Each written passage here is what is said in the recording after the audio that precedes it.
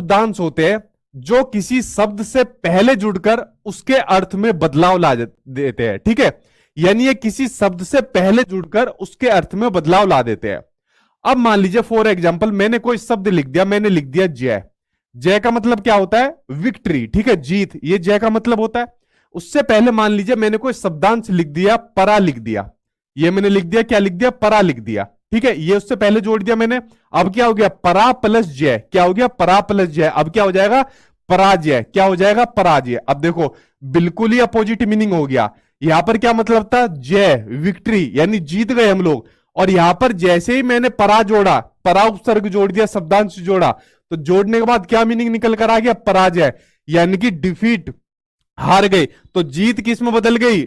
विक्ट उसमें बदल गई, लूज में बदल गई, यानी पराजित हो गए, ठीक है। तो ये क्या हो गया आपका? यही आपके उपसर्ग होते हैं। अगर किसी शब्द के शुरुआत में जुड़कर, शब्द से किसी शब्द के पहले में जुड़कर उसका अर्थ बदल दे, तो देखिए बिल्कुल अर्थ ही बदल दिया, जय का पराजय कर दिया।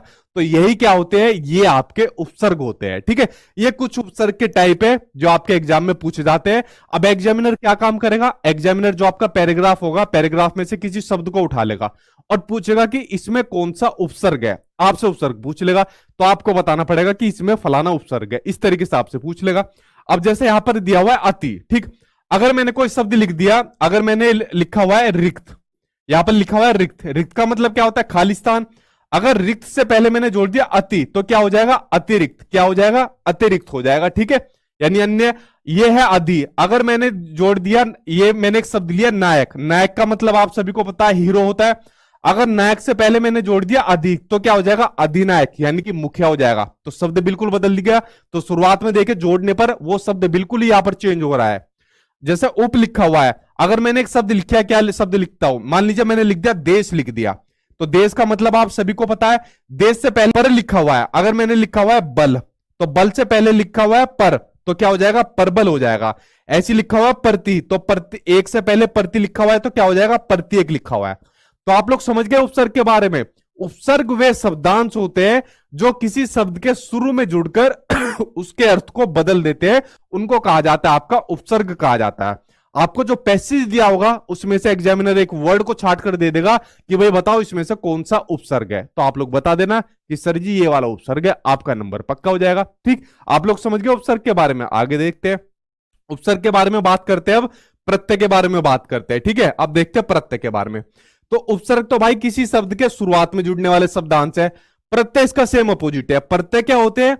प्रत्यय ऐसे शब्दांश है जो किसी भी सार्थक मूल शब्द के अंत में जुड़कर, ठीक है, वो शुरू में जुड़कर, ये उसके अंत में जुड़कर उसका अर्थ या भाव बदल देते हैं। ठीक है, ये उसका सेम अपोजिट है। जैसे अगर सफल में ता जोड़ दिया तो क्या हो जाएगा? सफलता, यहां पर ता प्रत्यय। अच्छा में ई जोड़ दिया तो क्या हो जाएगा? अच्छा ही हो जाएगा। जैसा कुछ प्रत्यय के आपके एग्जाम्पल यहां पर दिए हुए, जैसे अगर मैं समाज में इक जोड़ दिया तो क्या हो जाएगा? समाज में इक जोड़ दिया तो क्या हो जाएगा? सामाजिक हो जाएगा। ठीक है, अगर मैंने जोड़ दिया इत है ना, अगर मैंने जोड़ दिया सुगंध, अगर सुगंध में इत जोड़ दिया तो क्या हो जाएगा? सुगंधित हो जाएगा। अगर मैंने जैसे अक्कड़ है, अक्कड़ में जोड़ दिया भूल जोड़ दिया, ठीक है, भूल जोड़ दिया तो क्या हो जाएगा? भुलक्कड़ हो जाएगा, घुमक्कड़ हो जाएगा। तो ये भी किसका एग्जाम्पल है? आपका प्रत्यय का एग्जाम्पल है। ईया का हो जाएगा। ठीक है, तो ईया क्या क्या हो जाएगा? ईया का एग्जाम्पल बताओ। ईया का सबसे बढ़िया एग्जाम्पल आप लोगों पर सूट करेगा। ईया में क्या जोड़ा जाए, मतलब ईया प्रत्यय से पहले कौन सा मूल शब्द जोड़ा जाए जो इसका अर्थ बदल जाएगा? इसका बताओ आप लोग, सबसे बढ़िया कमेंट बॉक्स में। इसका मजा आएगा ढूंढने में, आप लोगों से रिलेट करेगा इसका। ठीक है, तो ये शब्द आप लोग समझ गए, ये प्रत्यय होते हैं जो किसी शब्द के एंड में जुड़कर उसका क्या करते हैं? उसका अर्थ बदल देते हैं। ठीक है, आप लोग समझ गए इसके बारे में।